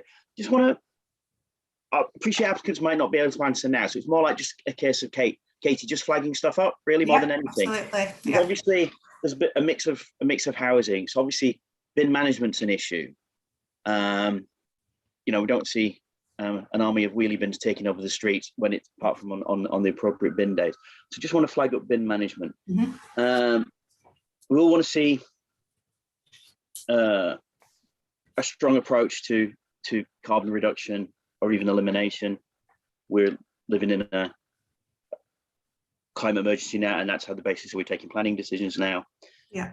We need to see that generation on site, all that kind of thing. Materials first approach to decarbonising is excellent, don't get me wrong, but I'd be pleased to see some innovation here. It is a marquee site after all. It's an important location. Cycling we've touched upon. In terms of housing design, obviously there's red hall there. You want to be appropriate. And I'm sure you want to do a fantastic job. It's always a little bit concerned about peripheral sites bringing about more John Betjeman-esque enforced metro land, which we don't want to see. We want to see something site appropriate, which I'm sure you've got in design lockers. But we have had issues. I don't think with you two personally, we had have issues with Red Road before in coming with, you know, twee designs in a contemporary area. So we don't want to see a repeat of that, but this is a different location, I appreciate. But it's just to flag up those things. We really want a quality development here. And also we want to see a variety of housing types. And we, you know, and for the affordable housing contribution, we want to see that in terms of design blind, as it were. You know, you can't tell what are the affordables and what are not. But it's really promising so far. I really like your approach to green space. I think it's really good. It's good for the neighbours, as it were, for existing families and communities there. I think that's a really positive approach. So I'm not surprised you're getting good consultation responses. Thanks, Chair. Thank you. Okay. Can I bring in Andrew Craig to this? I noticed your hand up. You must be want to raise a point, please. Are you leaving me out, Cap? I'll bring you in next, Graham. I think it might be related to a previous point that Andrew's hand is up for. Thank you, Chair. It was just to pick up Councillor Campbell's earlier point about the public right-of-way, the claim right-of-way across the site. It's just that it actually runs from the end of Red Hall Lane and it runs northwards in front of Red Hall itself and over Elaw. And so Elaw has actually been designed with a footbridge at that point, which comes into the site.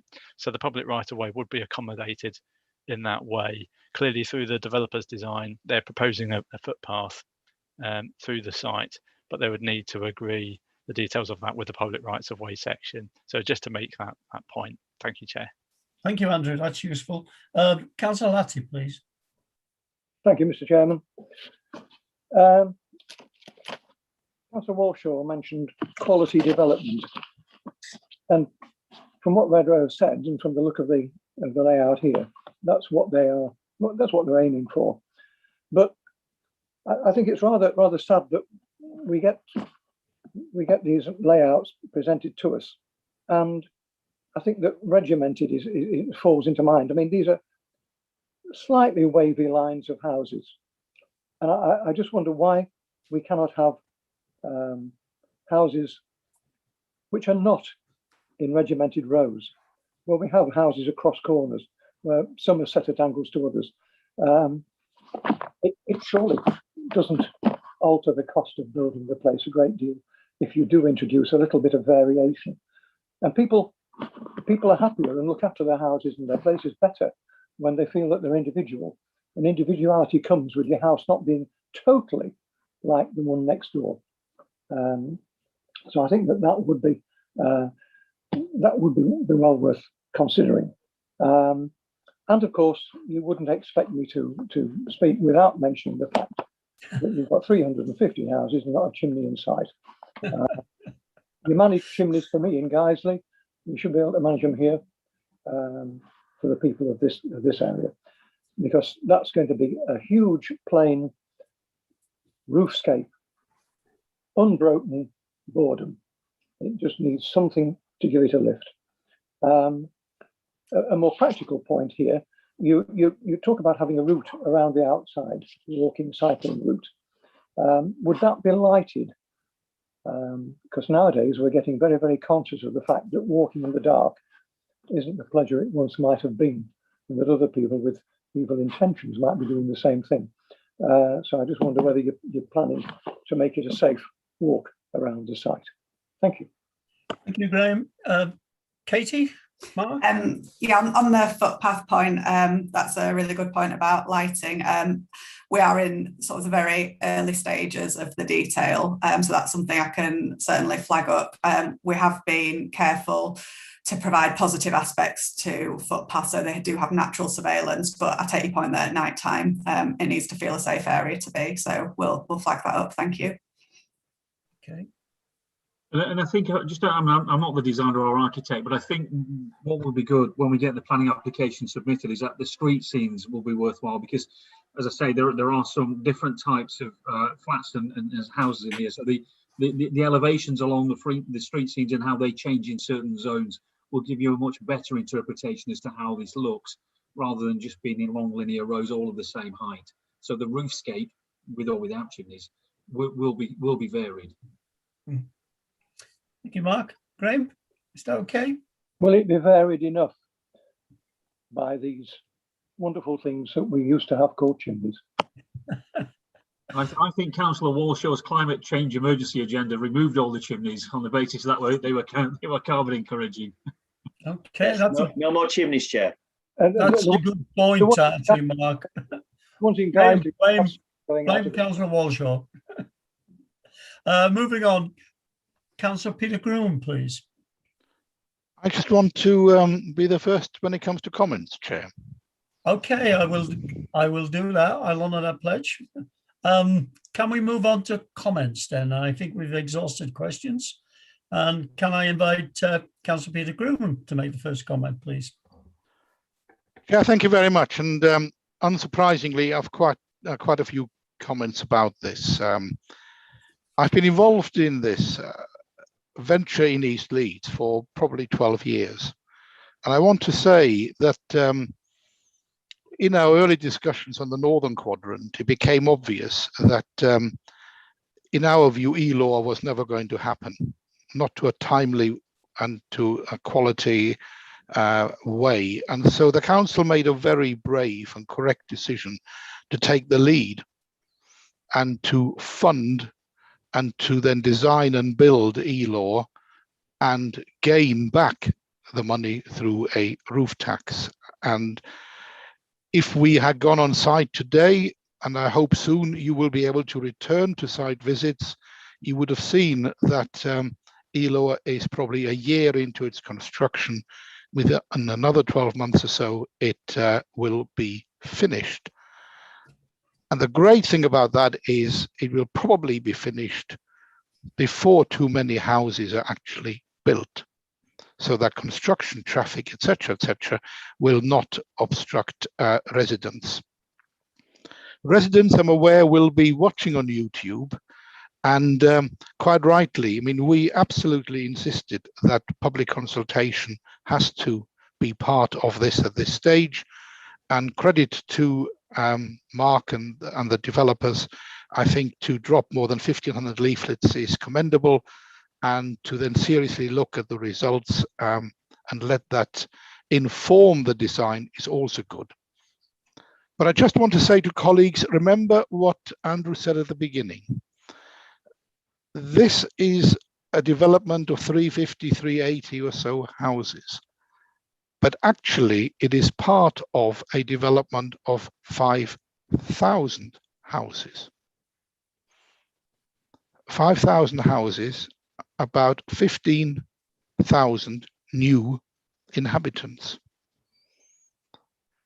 And so I say to you, when you come back to the detail, you can't just look at this site in isolation. You have to say to yourselves, as we as ward members have done, and by the way, this is not just Crossgates ward members, you know, the ward members around there, we've all cooperated together. We know that the facilities that come along with such a huge development requires cooperation across the different geographical segments. You can't have a health centre in each one. You can't have a school in each one. You need to cooperate and say, where is the best place and how do you then all contribute to that? And that's a really important point I want to leave with my colleagues. I think also that in terms of this particular development, there was a planning brief and a framework, as Katie said, and it took us a long time to get to that. Because again, colleagues, remember this, and it's really important for public transparency. This was a council-owned site, and therefore the council makes a substantial capital gain. We are also the planning authority. And we need to be absolutely certain that when it comes to the design and the details and how that is worked out, that we're not piling extra houses onto a site because it might make some financial difference. It has to be, and Andrew stressed that, and I agree with him, it has to be the right number of houses for the location. And residents have certainly said to me, they want me to stress, they would prefer it to be nearer the 350, which is what we've all talked about for some time. I understand Mark's point, he's right in terms of apartments and things, and it is more important that the layout is appropriate and not cramped. And in that sense, the area to the east where the green spaces that Councillor Warshaw lauded, and I think it is, again, the proof the pudding will be in the eating. It is such a valuable site that we actually wanted to be high quality green space, and the orchard and all the other things that are mentioned are absolutely critical. We don't just want a few benches and a bit of open space and a couple of tulips and a few trees and that's it. It actually has to be a proper green space. And I believe, firmly believe, that developers and their agents and ward members want to achieve that. And so I think all of that is going to be very useful. There is a red line for us as ward members in terms of traffic. And we have said from the very beginning, we do not see this being a through traffic route from Wetherby Road through the whole of the development down to the existing ring road. And the reason for that is we have seen the rat running that residents along the other side of Redhall Lane and Cole Road have had to suffer for years and years and years. And I just ask you to be exceptionally vigilant in what highways propose, because I am not confident that in this age, the residents' needs come before the commuters' needs as far as highways are concerned. Ward members, they have a total red line. It is for the benefit of residents and not through traffic. The other big point I want to make is around public health.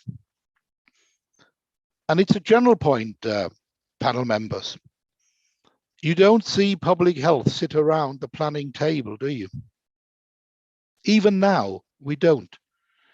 We go back to the days when we had to force children's services and schools to come to plans meetings to talk to us directly about school places rather than let planning officers do that job. And I really say to you, you need to now, after the pandemic, if for no other reason, public health need to take their proper place around the planning table and input. And I know from my membership of the local care partnership in Cross Gates, I've been able to steer that into a East Leeds Extension subgroup, and there's a lot of health input happening that Andrew is now aware of and benefiting from. But we want to see across the 4 different segments proper public health facilities. I mentioned at the beginning, there are 15,000 new residents. They can't be accommodated by being run from surgeries in Cross Gates. There needs to be a proper public health solution. And finally, Chair, I want to offer a challenge both to Redrow and perhaps to Neil, and I hope Neil is still here, in terms of the climate change agenda. I think Neil in the past has said he was looking for a development which the Climate Change Committee could look at and cooperate with and help and support very closely. Well, the Redrow 8 principles that were mentioned by Katie at the beginning, and I think the whole of the carbon neutrality and the climate change agenda, it seems to me that this is a development that Councillor Warshaw and his committee could adopt, if that's the right word, or cooperate with and actually see that alongside the quality design that Caroline and Colin and others talk about, we also get the carbon neutrality and the climate change input that we desperately need. I think this is well on its way. It's a good development. It has huge potential, and I'm very glad that after sort of 12 years of work on this, I can at least see the first part of it come to panel, and I'm confident that you will do what you always do and put additional value onto what is presented to you. But I'll leave it in your good hands. Thank you very much. Thank you, Peter. And I think Councillor Walshaw is about to take up that challenge. I'll bring him in a minute. Peter, and we'll talk about it at the end, but although you won't be at the next meeting or future meetings, I'm pretty sure when this application comes back before us for determination, you'll be amongst the local residents speaking either for or against, depending on what's before us. I'm sure that will happen. Moving on to Caroline, please. No, a comment from Neil, because there was a challenge there first. Neil? Oh, thank you very much, Chair. A challenge accepted. I think this would be an excellent development to keep an eye on and being involved in on a consultative basis, as Councillor Gruen suggests. I think it's an excellent idea. These extensions are incredibly important as a city. It's a big strategic objective that Councillor Gruen's held dear for many years, and it's good to see it started to come to fruition, and we need to take that forward on the basis of keeping the climate emergency at the forefront of our minds at all times. Thank you, Peter. That's much appreciated. Thank you, Neil. Caroline, Councillor Caroline Gruen, please. Thank you, Chair. I've heard about the Red Row 8 placemaking policies before, and I very much welcome them, and I think it's really well thought through. And so that was a really good start to the presentation. Like others have already mentioned, I like the green space layout and ideas. I accept that it might need to be adjusted as time goes on with deliveries in mind and so on, but plenty of green space, imaginatively laid out.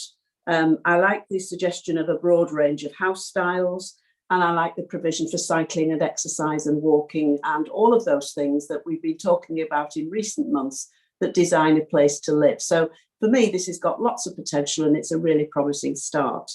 But I just want to flag up a couple of issues that I think are relevant to this. We've just approved a development that's had to come to Plans Panel 3 times and has now just reached a standard which we feel is acceptable. Not outstanding, not iconic, but acceptable. And I think it's a shame that it's had to come 3 times and we are now saying it's okay, not outstanding. About 5 years ago or so, I can't remember exactly how long ago, one of our plans panels also approved a development at Bramhawk, which was a more rural setting. And we were under pressure at the time of not having a 5-year land supply, and there was a presumption in favour of development. And I believe that it was one of those that was upheld at appeal. And every time I drive past that development, I physically shudder. It grates on me to such a degree. I hope nobody's bought one of those houses and is living in it. It's currently just completing build out, but it's largely occupied now. And it is absolutely shocking to look at in that environment. And I regret that decision every time I pass it. Now, what we have here is an iconic site. It's rural, it's surrounded by very pretty rural scenery and facilities. And so I don't feel that this can be approved because we feel it is acceptable. I think it's got to be iconic.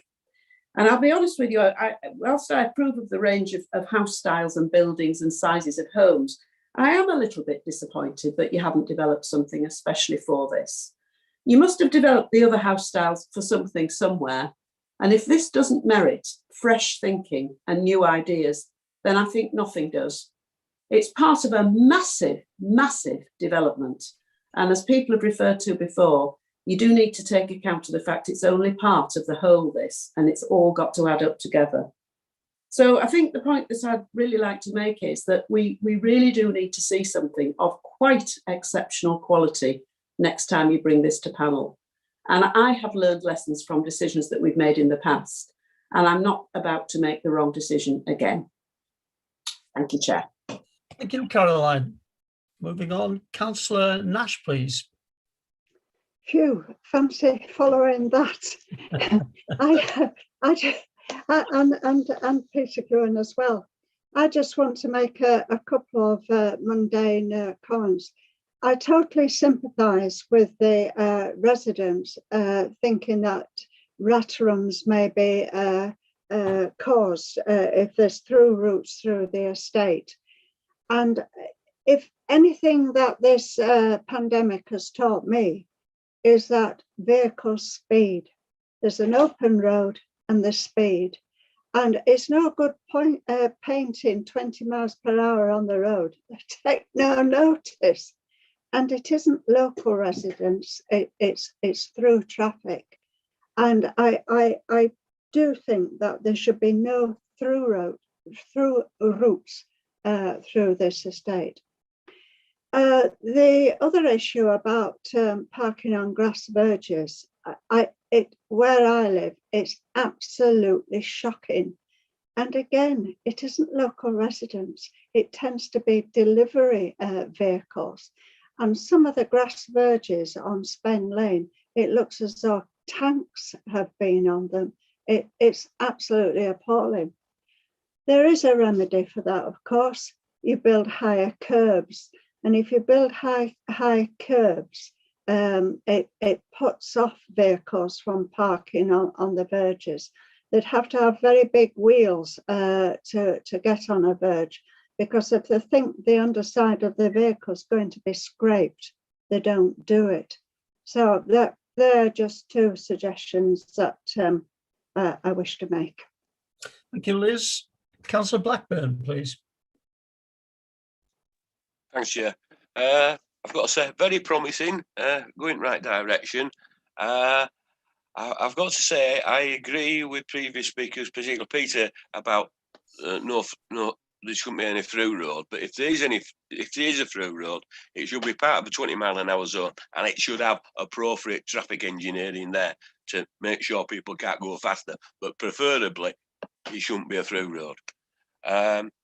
On the things to do with grass verges, can I suggest that the developer go to Westcliff-upon-Sea in Essex and look at some streets there, the avenues, I think they call them, where the grass verges are not grass verges, but are grass edges, and nobody can park on them, which is wonderful. You might have odd things with problems with odd bits of litter getting stuck in them, but the fact is you can't park on them, so it's manageable. So I suggest we go look at that, because I think it'd be quite good if we do that, because not only does it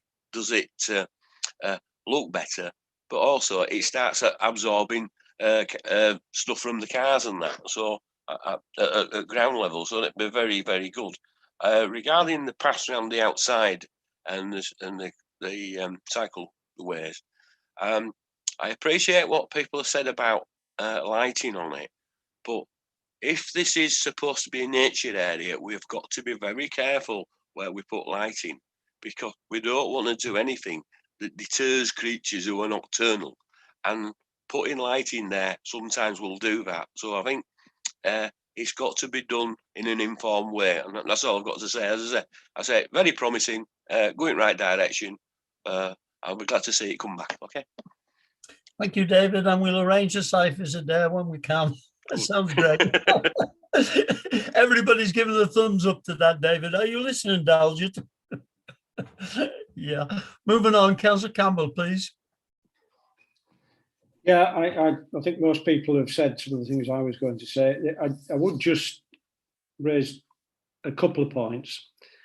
Notwithstanding the argument about the through route, I think it would help members with regard to a through route if we had some sort of idea about, and as Peter said, this is a big site in totality, what was happening on, I think it's the eastern side, because this is where the road links in, and I think it's about balancing up how you get around the entirety of the development, not just this particular section.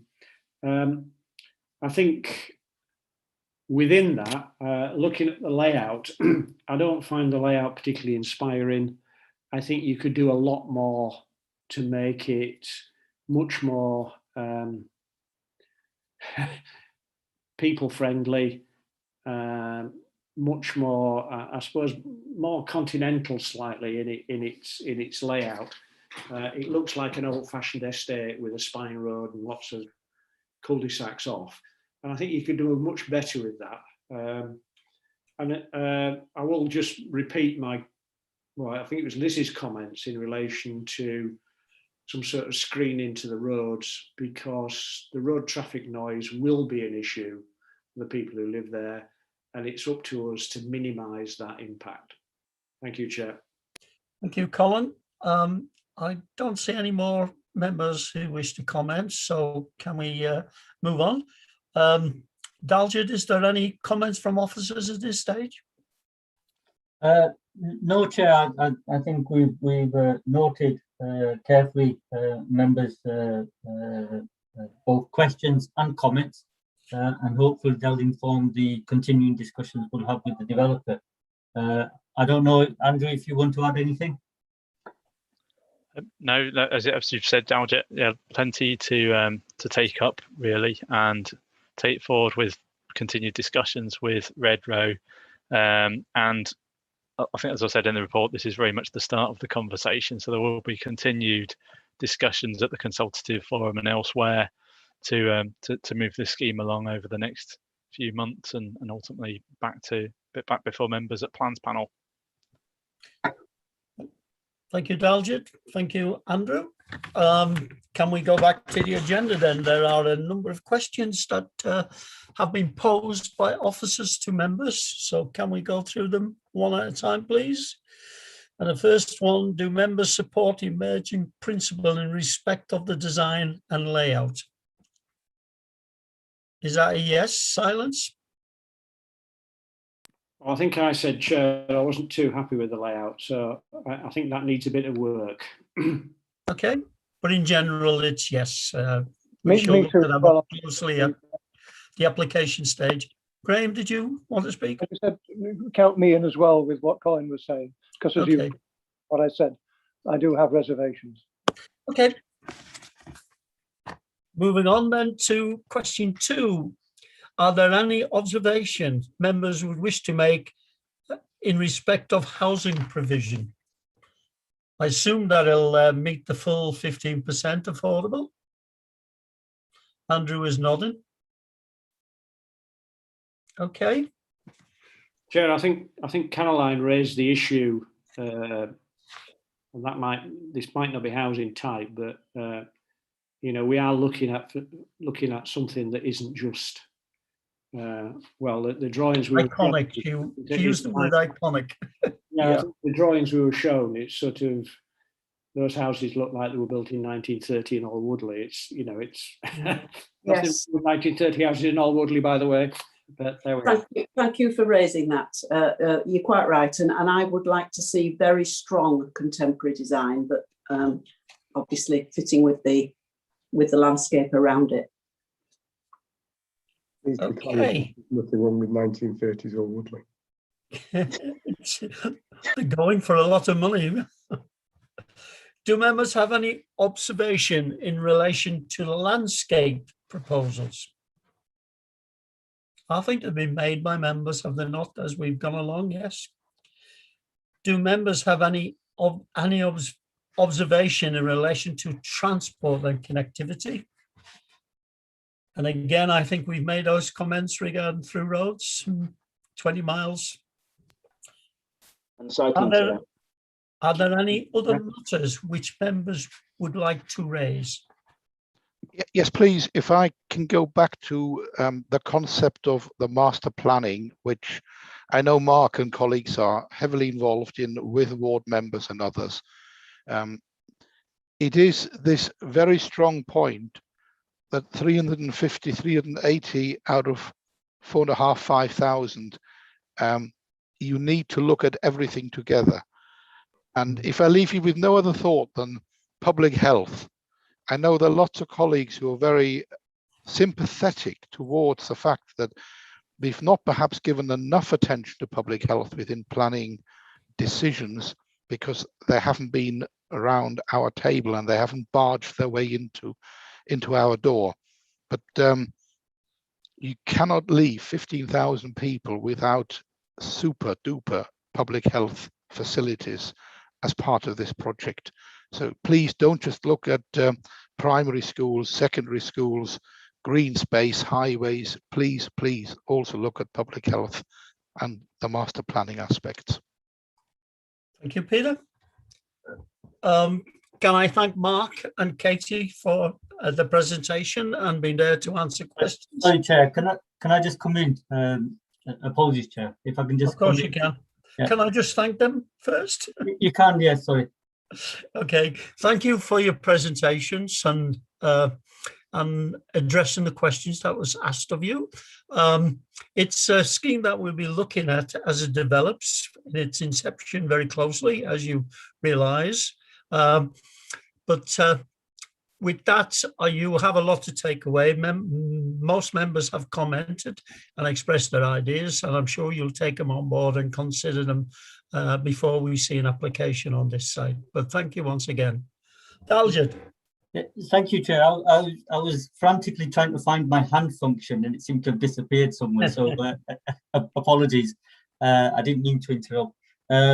But I think just in terms of the questions that you asked at the end, clearly we try to do a bit of crystal ball gazing when we ask those questions in the report.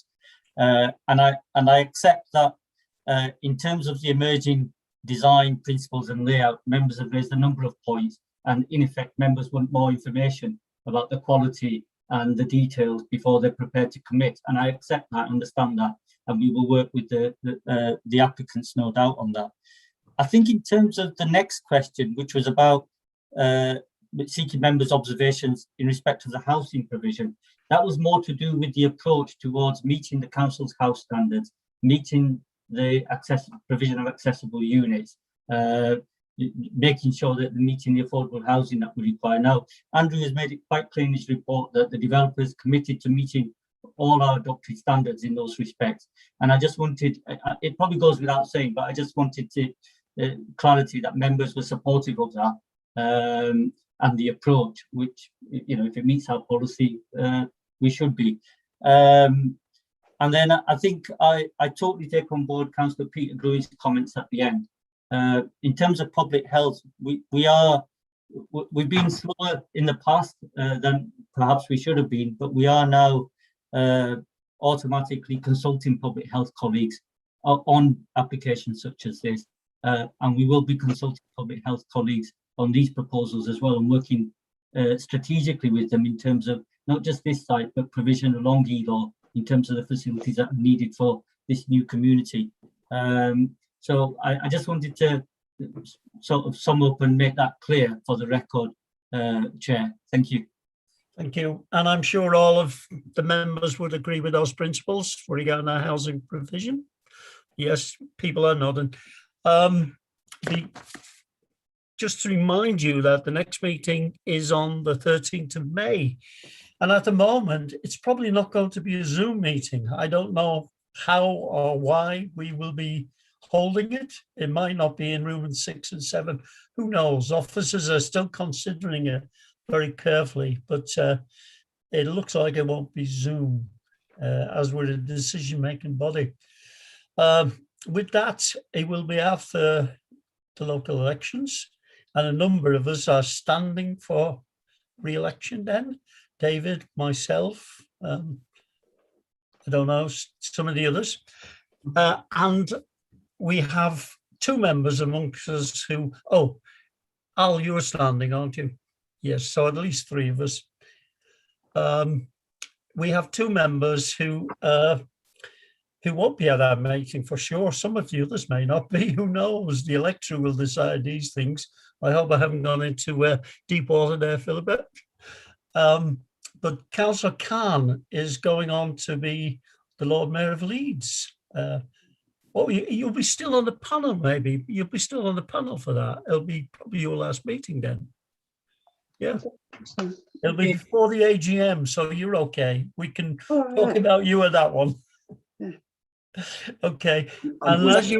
Just briefly, Chair. Yes, I will be at the next meeting on the 13th of May, but also I am up for election as well, like the other comrades and colleagues are going to be standing as well. Thank you. And I will have to say a few words on the 13th of May, Chair, if we get elected. Thank you. We'd be delighted to see you. Hopefully you will be successful. Can I wish you all who's standing for election the very best of luck. Now, as you know, Peter Gruen is not seeking election, so this will definitely be his last meeting. I haven't wrote anything down because I didn't want to sound false. Peter has been such an asset to planning over these many, many years. I think you've almost been on the panel as long as Councillor Campbell and myself, Peter. I don't know how many years it is, but it's a long time. And you were very much involved in the SAP when you were a member of the executive board member, and always took a very keen interest in the planning system, although you had a wide range of departments under your guidance at the time. So we really thank you for that. You really will be missed. You are a very, very great loss to us, but we know that you'll still be about, you'll be watching us, and if necessary, you'll be nudging us in the right direction. So thank you so much for all your help and all your guidance and all your assistance over the years. You have been wonderful in that respect. I see hands gone up, and what I'm going to do is I'm going to invite a member from each group to speak. So I will take in that order. I'll start with Councillor Latty, please, if he wishes to say something. I'm absolutely delighted. In 6 and 7, I've sat across from Peter for quite a lot of years on city plans, and it's always annoyed me that he usually gets to say what I want to say before I get the chance to say it. And then he also gets the chance to pull my leg about chimneys, which he does in a very nice way. But I would just like to say that I have a great deal of respect for Peter when it comes to planning, and that doesn't imply I haven't respect for him in other ways as well. But certainly when it comes to planning, he knows an awful lot about it, and he's a real sort of cornerstone of any planning committee. I think perhaps it's not going to be quite the same without him. I don't know who's going to take his place. We need somebody. We need one of those sort of rocks in the corner. But I do hope that Peter will have a really, really enjoyable retirement, and that I'm sure we'll probably see him sitting in the alderman's, or not in the alderman's seats, but as an alderman somewhere in the chamber in the future. I sincerely hope so. Peter, have a wonderful retirement. Thank you, Graham. Can I bring in Councillor Colin Campbell now, please? Thank you, Chair. One thing you can say about Peter is, well, you can say lots of things about Peter, actually. But one of them is that he has been passionate about planning, and certainly been very vocal on a number of areas, and has been very trenchant in expressing his opinions. And I think it's fairly safe to say that I might have agreed with him nearly 50% of the time. And I would just, and I know it's a difficult subject for us, but I do think we ought to pay thanks for his efforts in relation to the core strategy, in particular the SAP. Now, I know the SAP's one of those things that we all fall out about, and have fallen out about in lumps, but a tremendous amount of work went into producing that document. And I think it's down to Peter in many ways that we actually produced the document, which he brought to council, and it was fortunate because it enabled all the opposition parties to vote against it. But at least he was I always thought fair and equitable during the discussions about that. And though we may not like the result, I think we have to recognise that he did put a tremendous amount of work into that. And I would just say, I think we probably will miss him on Plans panel, because his ability to create mischief was legendary. And in some ways, it might be a slightly more dull place if we didn't have that sort of twinkle from his eye when you knew he was about to drop some sort of bombshell on us. I shall miss you, Peter. All the best. Thank you, Colin. David. Thank you, Chair. I was having trouble unmuting. Can I join in the praises to Peter? I hope he has a very good retirement. Similar to what Colin just said, I probably 50% of the time I've been on different side to him, but you've got to respect what his view was, and certainly he knew his stuff. And when it was something where you agreed with him, I think it was a useful ally to have with you. And he's brought things that others wouldn't have brought to the meetings, I think. So I said he'll be missed, and we'll try to carry on. And the other thing, I think beyond that, while, as I say, lots of times I and he would have disagreed, I always found it easy to work with. So good luck to you in the future. Thank you. Thank you, David. Councillor Khan, did you take your hand down? Did you want to speak? Yes, Chair, we're delighted. Where can I start? Peter has been a fantastic colleague, comrade, mentor.